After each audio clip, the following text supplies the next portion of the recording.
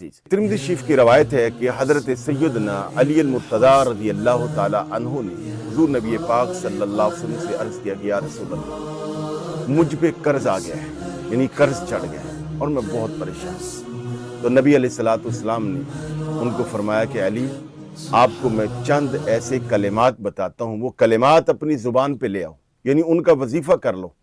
اگر تم پر سبیر پہاڑ جتنا بھی قرض ہوگا تو اللہ اتار دے گا، پہاڑ جتنا، ناظرین، یعنی 2-4 لاکھ کی بات نہیں ہے، پہاڑ جتنا۔ آپ نے فرمایا وہ کلمات یہ ہیں: اللہم اکفنی بحلالک عن حرامک واغننی بفضلک عمن سواک، جس کا ترجمہ یہ ہے کہ اے اللہ، مجھے حلال کا رزق عطا فرما، حلال کے دروازے میرے لیے کھول اور مجھے حرام سے بچا۔